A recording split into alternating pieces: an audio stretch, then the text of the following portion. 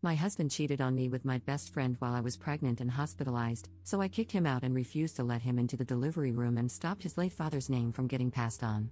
Posted by you/illustrious book 613. This is a throwaway account because I'm so annoyed and need to vent.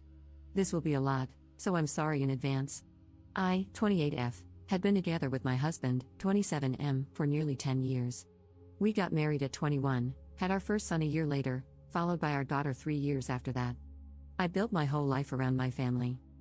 We had good jobs, he worked full-time, I worked from home, we had a nice home in a great neighborhood, and we put our children in good schools.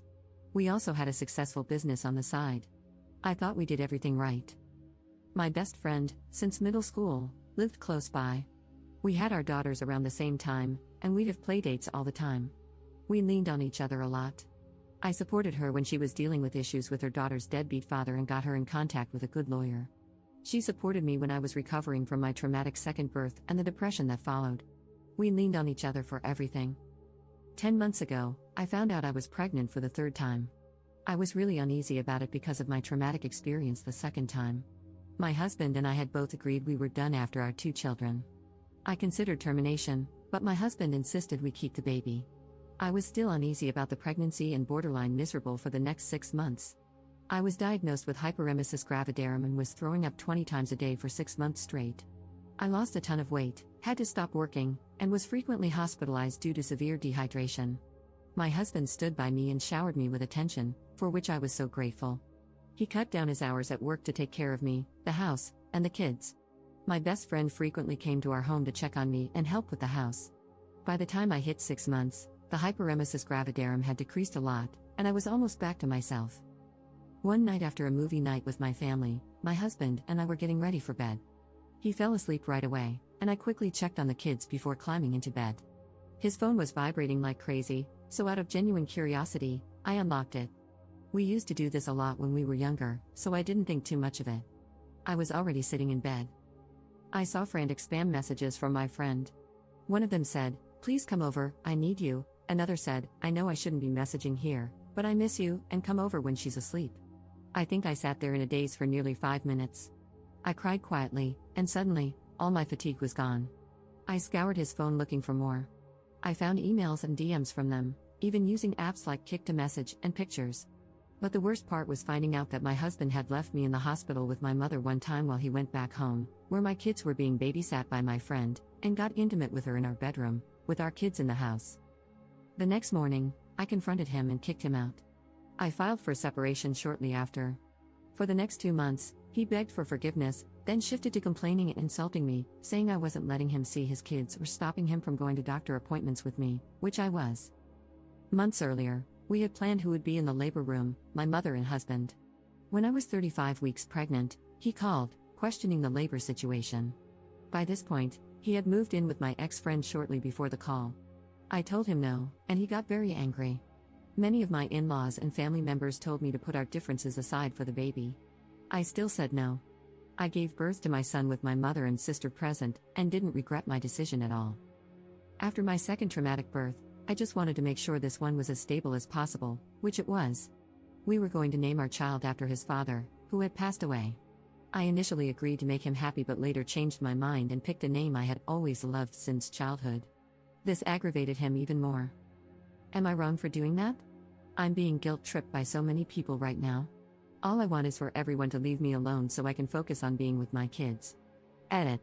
Just wanted to add that I do let him see the kids, that would be crazy if I didn't.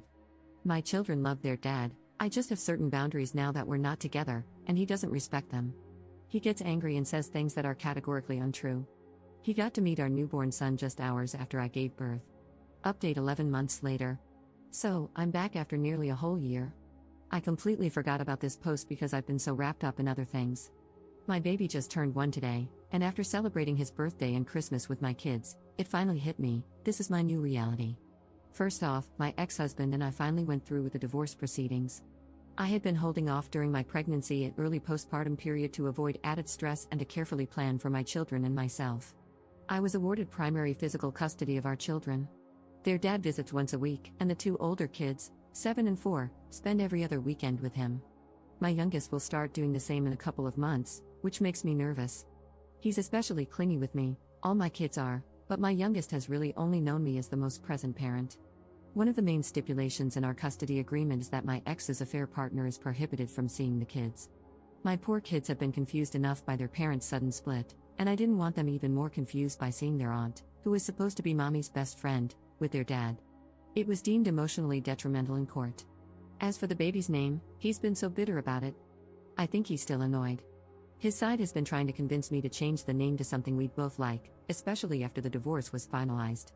But it's been a year now, and the baby quite literally responds to the name I gave him, so I'm not going to change it. He was also unhappy with the child support payments, among other payments, and asked for some revisions. One main thing he wanted to change was the cost of our kids' school tuition. He pays for their tuition, which he felt was too much and too harsh. But the court stuck with the original payments. As for my ex-husband and ex-best friend, they continued dating. I found out that they had started seeing each other a month into my third pregnancy. They had actually slept together during my second pregnancy but didn't pursue a relationship then because, as they put it, they weren't ready to ruin things and didn't want to hurt anybody. My ex's side has been very supportive of their relationship, even inviting her to holiday gatherings like Thanksgiving or other family holidays. Because of this, my kids don't go to these events very often. After this whole fiasco, I'm coming to the realization that perhaps my ex's side never really liked me all that much. But that's okay. I eventually spoke with my ex-best friend to ask why they did it. She claimed that they were just friends but grew close while she was dealing with issues involving her deadbeat ex-boyfriend. Both of them insisted that my ex-husband just wanted to protect her, which supposedly turned into love. Hearing this hurt me a lot, but at the same time, I felt relieved to know the truth. When I sat with this information for a while, it stopped hurting. It made me realize that I didn't still love my ex-husband and could finally let go of him and their betrayal. They broke up a week ago. Apparently, it's just a break, though who knows. Although my kids go to their dad's house every other weekend, it has helped a lot with making time for myself. Obviously, I'm figuring out who I am without being a wife or mom all the time. In many ways, I find what happened to be a true blessing, which is why I'm no longer angry. As for me, I've been seeing someone.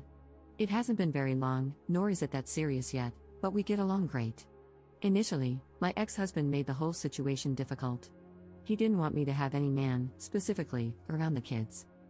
Edit. I don't know how to update posts, so my apologies if this is wrong. This is likely the last update.